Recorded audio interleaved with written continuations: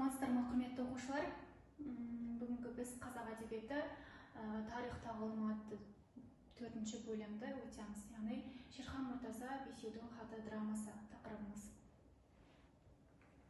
Мақсатымыз әдеби шығарманың жанрлық табиғатын тану, көркем шығарманың сюжетін, композициялық құрылымын, идеясын анықтау. Ең алдымен Шерхан Мұртаза кім деген сұраққа жауап берейік. Шерхан Мұртаза 1932 жылы Жамбыл облысы Жуалы ауданында дүниеге келген. Шын есімі Шері, яғни барыс сөзіне байланысты қойылған. Айбатты, қайратты болсын деген ниетпен. Ең алғашқы кітабы 26 жасында Құрылысшы Дако деген атпен жарық көрген 1958 жылы. Ол өзі асық пен төсбелгі жинағанды қатты жақсы көретін болған. Тұрар Рысқұловтың өмірі туралы 5 кітап жазған. Яғни Қызыл жебе атты 2 кітап, Жұлдыз көпір 3-ші кітабы, 4-ші кітап Қыл көпір, 5-ші кітабы Тамық. Яғни 5 кітаптан тұратын Хамса романын жазған екен.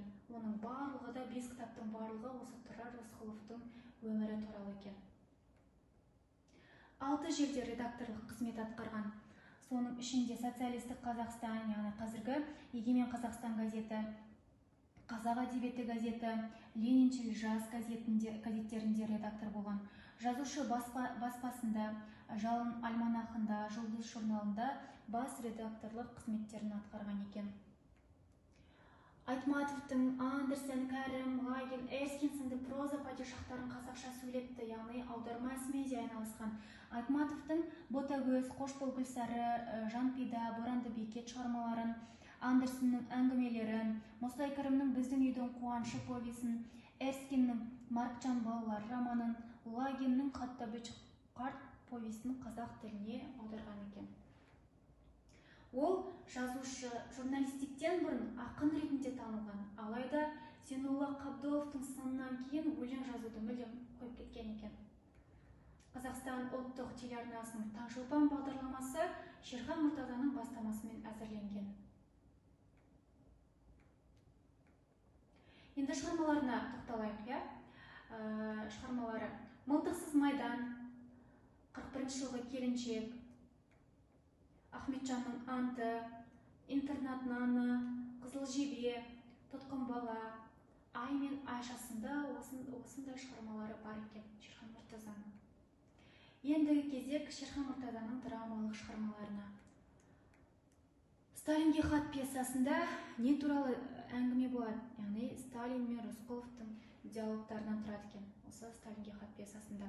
Яғни ол екеуінің диалогтарының ауырлығы соншалықты дейді, олардың әрбір сөзінің астарында үлкен бір ой бар екен. Яғни осы пьесаның өзі жалпы астарлы ойлардың қақтығысына құрылған екен. Келесі Бесеудің хаты, бүгін біздің өтетін тақырыбымыз. Бұған қазір тоқталамыз. Жалғыз үйлік зілзала пьесасы. Яғни бұл қазіргі кездегі мәселелерге байланысты жазылған пьесаның бірі. Яғни қаламгердің соңғы жылдары жазылған, яғни соңғы жылдарда қандай мәселелер көтеріліп жүр, Қазақстанның астанасында болып жатқан, яғни бүгінгі күннің өзекті мәселесіне айналған, бірақ әлі де шешімін таппай жатқан мәселелер бар.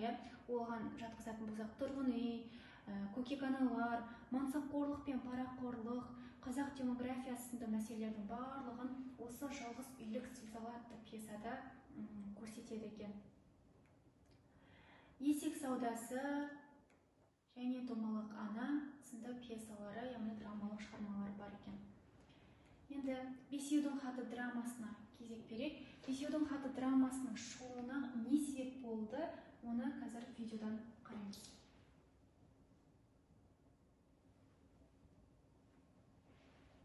Жиырмасыншы ғасырда халқымыздың басынан небір нәубет өтті.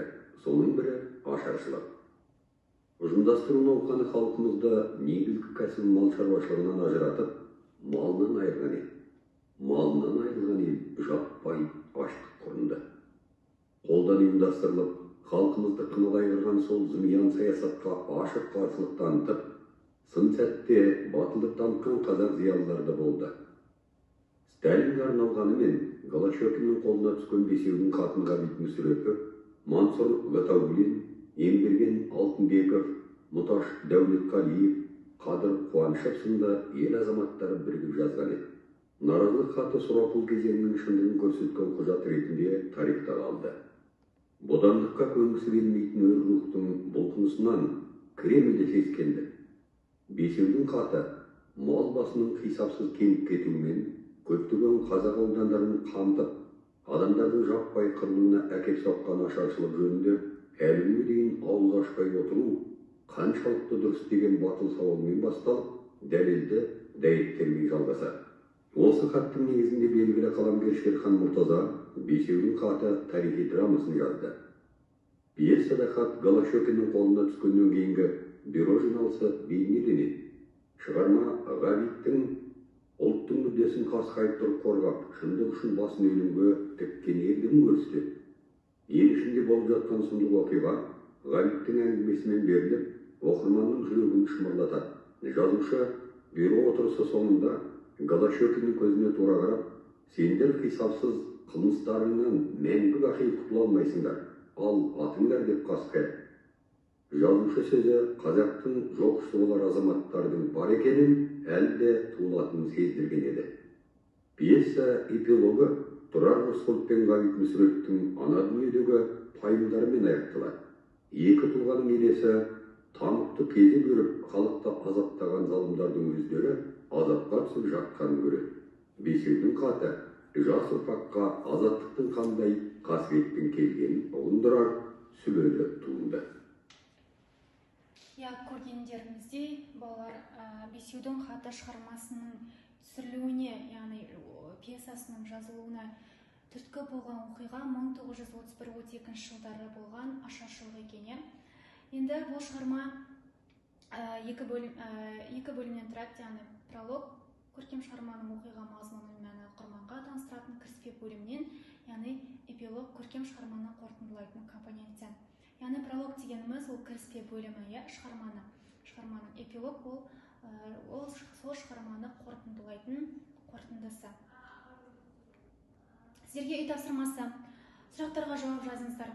Бірінші, Шерхан Мұртаза қазақ әдебиетінің қоржынын қандай шығармалармен толықтырды? Екінші, жалғыз үйлік зілзала пьесасында қандай мәселелер қозғалған? Үшінші, Сталин мен Рысқұловтың әңгімесінен қандай мәселені аңғардыңдар? Төртінші, бесеудің хаты шығармасы қандай жанрда жазылған? Бесінші, бірінші бөлімнің идеясы қандай? Осымен қоса сіздерге пролог пен бірінші бөлімді оқып, мазмұнын түсіну үйге тапсырма ретінде беріледі. Рахмет, тыңдағандарыңызға сау болыңыздар.